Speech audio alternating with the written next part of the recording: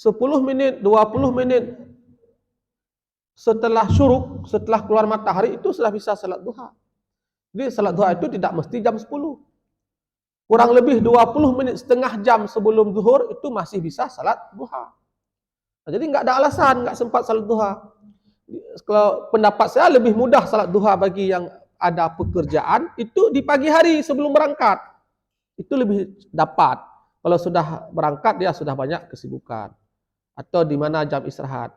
Itu pandai-pandailah kita, kan? Nah, waman ata'a wa huwa yabki, ini sebaliknya. Orang yang taat dan dia menangis. Orang yang taat dan wa huwa yabki dan dia menangis. Kenapa dia menangis? Hayaan minallahi ta'ala wa khaufan minhu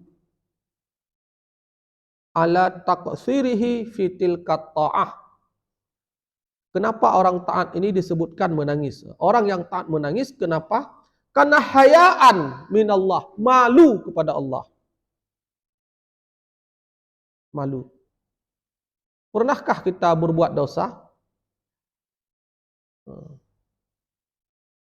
Kalaupun dijawab enggak pernah, saya enggak percaya. Saya apakah pernah berbuat dosa? Banyak. Semua kita ini pasti pernah melakukan dosa. Jadi seharusnya yang timbul kita hayaan. Kita malu dengan Allah. Karena kita merasa dosa itu tidak diketahui orang. Padahal Allah tahu. Kita harus merasa malu. Di saat mengetahui kita pernah melakukan dosa dengan Allah. Dan kita merasa malu dengan Allah. Dan khaufan, takut juga. Merasa takut bagaimana? Merasa takut. Enggak cukup ini ibadah saya. Kurang ibadah saya. Malu sedikit ibadah saya. Malu ini kok banyak maksiatnya. Malu kok sedikit kebaikannya. Ya, kita harus ada rasa itu. Sehingga kita menangis, ya Allah. Umur sudah 20 tahun. Umur balik saya dulu umur 11 tahun. Contoh. Atau 10 tahun lah mudahnya. Saya balik 10 tahun. Sekarang umur saya 20 tahun. Berarti 10 tahun itu sudah ada catatan. Hitam dan putih.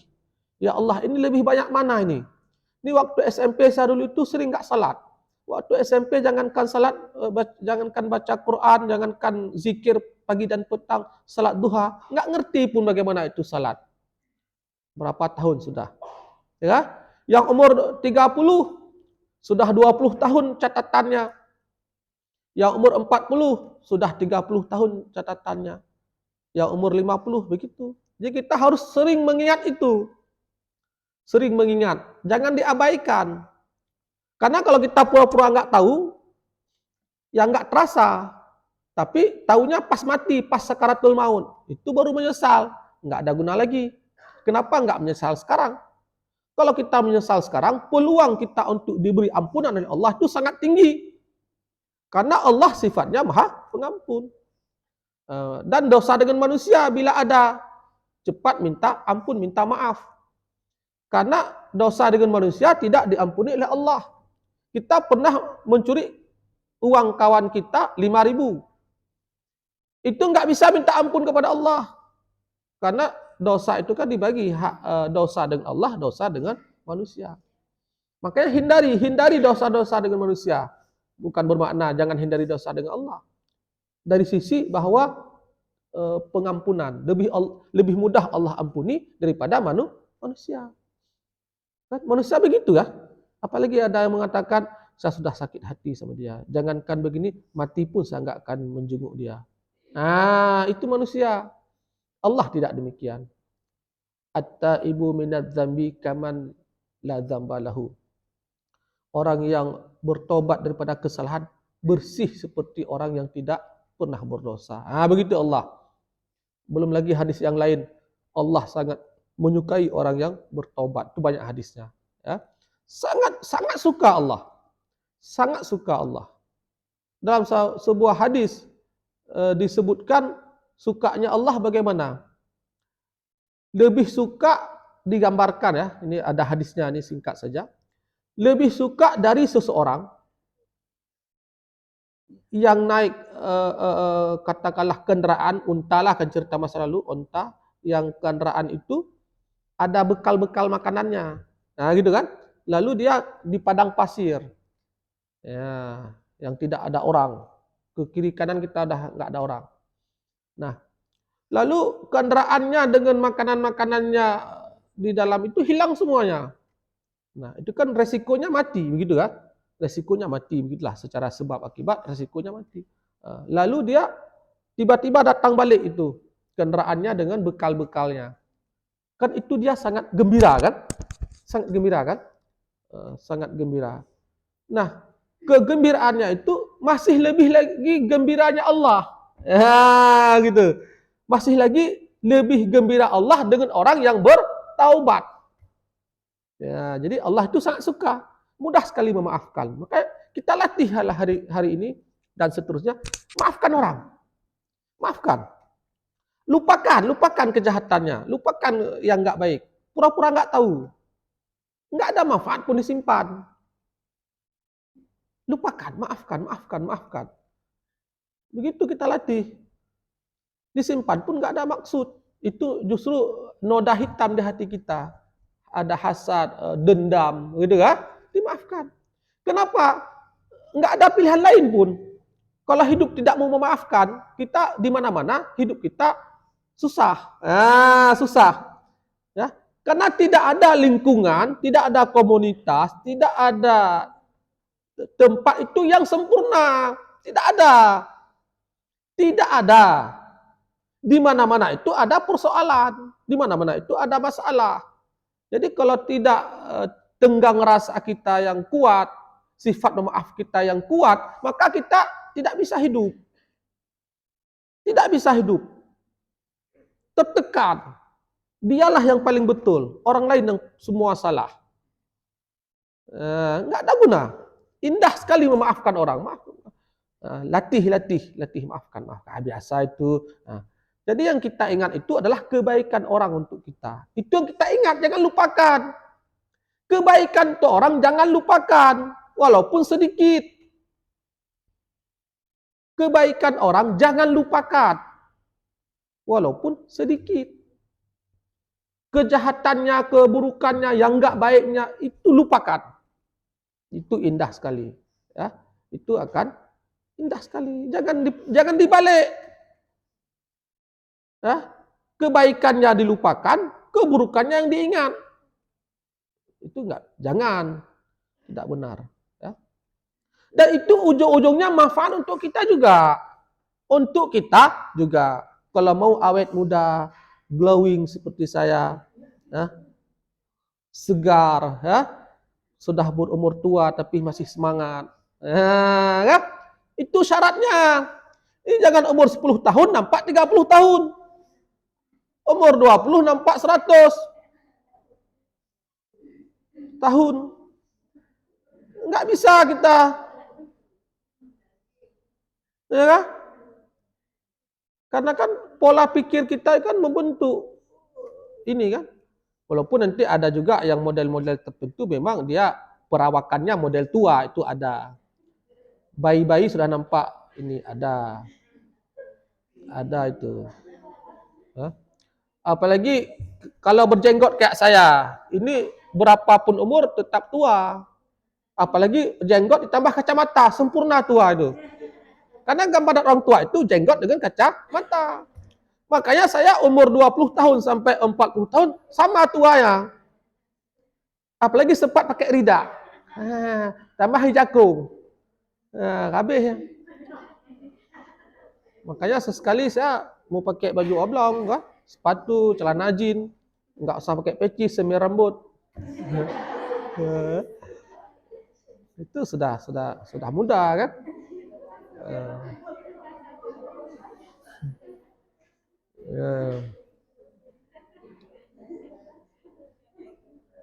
Ya. Jadi orang yang berbuat tadi ketaatan, tapi dia masih merasa kurang ketaatannya, nah, gitu kan? Sudah baik merasa kurang baik. Nah, itu yang benar. Jangan belum baik sudah merasa baik, jahat merasa baik. Itu ada victim, playing victim. Itu ada itu. Dia jahat sekali, tapi dia membuat sandiwara, dia yang baik, orang lain yang jahat. Ada itu. Padahal jahat dia, tapi dia membuat sandiwara, orang lain yang jahat, dia yang baik. Jangan seperti itu. Kita sudah baik, merasa tidak baik. Jangan belum baik, sudah merasa baik. Ya, itu yang benar. Ya, maka Allah akan memasukkan dia ke surga. Fa innallaha ta'ala yudkhilahu al-jannata wa huwa yadhak. Orang yang sudah taat tapi masih menangis, masih merasa takut, maka Allah akan memasukkannya ke surga dalam keadaan yadhak, tertawa, senyum, bahagia. Nah, ini kita bisa lihat faktanya.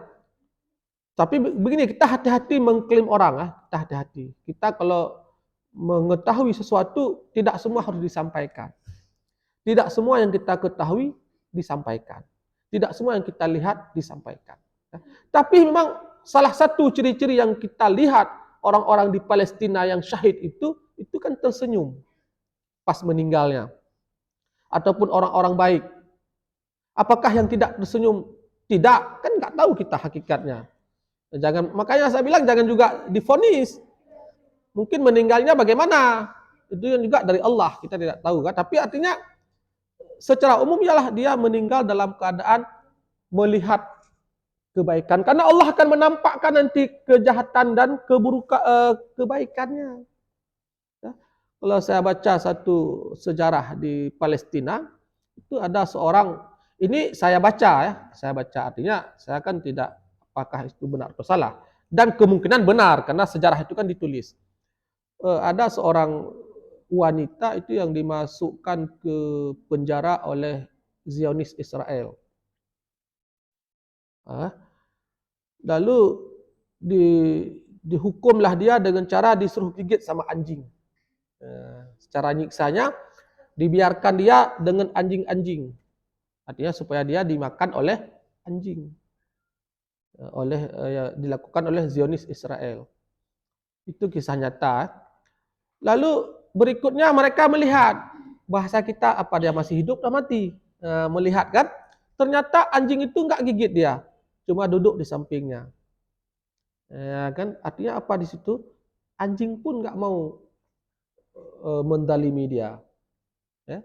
Makanya kita dari ini apa ya? Dari ini kadang-kadang kita harus mengerti kalau ada orang yang mendalimi kita, itu hakikatnya kita yang sedang mendalimi diri kita sendiri sebenarnya.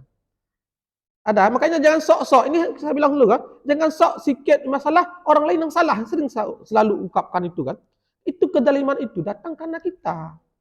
Karena kalau Allah nggak izinkan, nggak datang dia, dihambat oleh Allah. Nah, begitu. Kan anjing itu nggak gigit dia. Nah, dan itu dia buat siksaan lain, dia taruh di dalam tempat yang banyak tikus-tikus liar.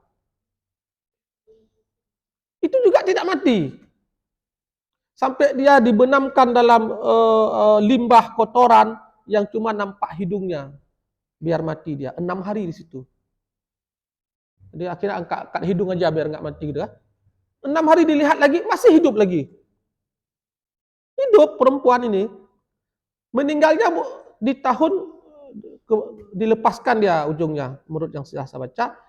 Meninggalnya tahun 1985. Di penjara itu sudah jauh sebelumnya, ada mungkin puluhan tahun ya. Meninggalnya kalau nggak salah tahun 1985. Bukan lagi di penjara. Jadi artinya apa? Semua dari Allah. Makanya kita jangan merasa suci lah. Jangan selalu menyalahkan orang lain lah. Itu ya. Kalau ada kesulitan hidup kita, bilang ke Allah, astagfirullah, saya minta ampun ya Allah. Astagfirullah, ampunilah saya. Nah gitu. Pas ada masalah minta ampun ke Allah. Jangan cari kambing putih. Jangan. Ini siapa ini ya? Siapa ini? Kita habis waktu mencari kambing putih tanpa melihat diri sendiri.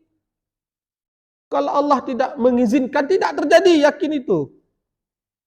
Dan terbukti. Ya nar kuni bardan wasalaman ala Ibrahim. Apa kejadiannya? Api tidak bisa membakar. Jangan menyalahkan sana sini, hubungkan ke Allah. Oh ya, sampai kemarin yang terakhir kita menceritakan Nabi Musa, ada kan? Jangan mengeluh, ada kan? Itu di saat Nabi Musa dikejar oleh Fir'aun sampai ke laut, ya, Nabi Musa berdoa kepada Allah, terbelah laut,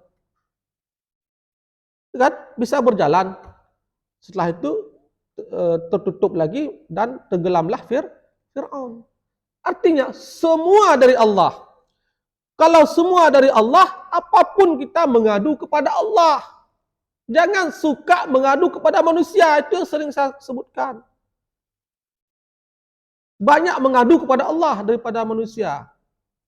Mengadu kepada manusia itu sering dosa, cenderung dosa. Bukan pasti, cenderung. Kenapa? Saya belum pernah orang mengadu yang menyampaikan kekurangannya, enggak ada. Yang mengeluh itu pasti dia sampaikan, dia kan. Orang lain dia sampaikan kesalahan. Ya kan? Enggak pernah orang menyampaikan kesalahan dirinya sendiri. Dia bahkan menutupi sisi-sisi gelapnya. Ya, makanya mengadu kepada Allah. Wallahu a'lam bishawab. Lebih 10 menit. Ya, biasa kan?